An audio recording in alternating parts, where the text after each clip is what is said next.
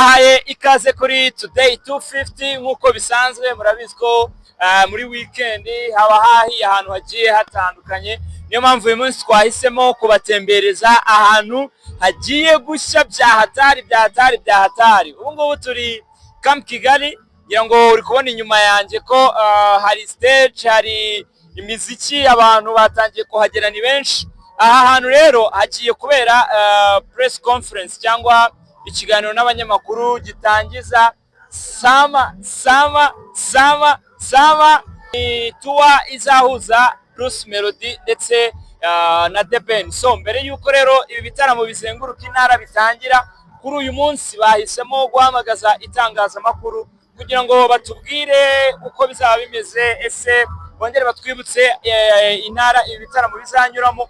Ariko by'umwihariko mbere yuko press conference itangira, ikiganiro n'abanyamakuru gitangira, ngira ngo murabona move ihari, murabona ambiance ihari, hari bande, hari abahanzi. Mu gihe Bruce Melody na The Ben bataragera hano, hari bande ihari yateguwe, niyo igiye kuba isusurutsa aba banyamakuru n'abandi bantu baba mu myidagaduro bakoraniye hano Camp Kigali. Ngira ngo ntabwo bisanzwe, ntabwo press conference nk'izi ngizi zari zimenyerewe, ariko nanone si ubwa mbere bibaye, kubera ko no mu bushize, mwaka ushize, ubwo The Ben yateguraga igitaramo cye yagombaga gufashwamo na Bruce Melody, ngira ngo murabyibuka neza ko nabwo bakoze press conference ijya gusa nk'iyi ngiyi.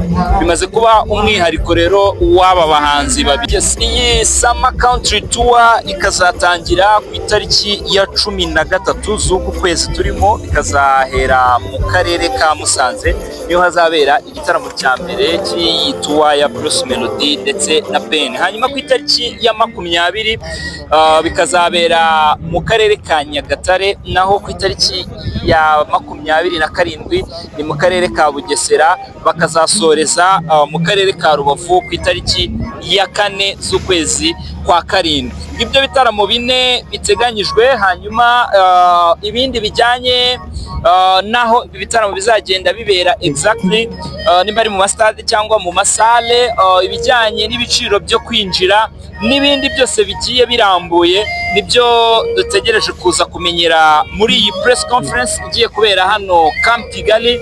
Ngira ngo nkuko muri kubibona, amasaha yegereye imbere, amasaha ari kugenda yegera imbere, ariko mu by'ukuri press conference ntabwo iratangira. Hari bande yateguwe yo kuba isusurutsa abantu bateraniye hano mbere yuko press conference nyirizina itangira. Mu by'ukuri ntabwo bisanzwe, ntabwo tumenyereye kubona press conference zimeze gutya, ariko nanone ni n'ubwa mbere Bruce Melody cyangwa Ben bagiye gukora tour iri ku rwego nk'uru nguru.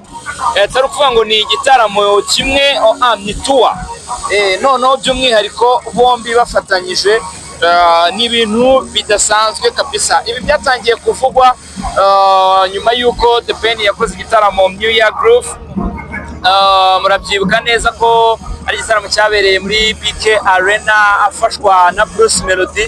Nyuma yaho nibwo byahise bitangazwa ko bagiye gukomezanya tour izazenguruka mu ntara zigiye zitandukanye. So mbere yuko rero press conference itangira, bande iri gususurutsa abantu bateraniye hano yo yatangiye tayari. Hanyuma reka mbareke nabyo mwenjoyinge, kuko Today 250 niyo mpamvu twahababereye.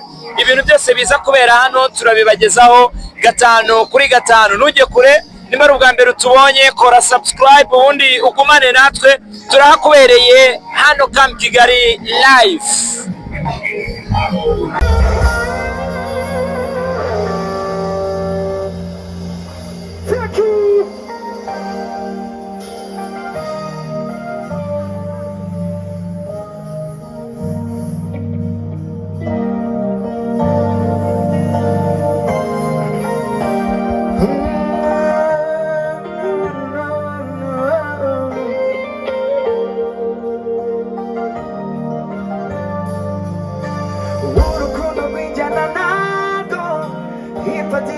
Zose zarasenyutse, ngambwira ukuntu natuza, ndangije urugamba,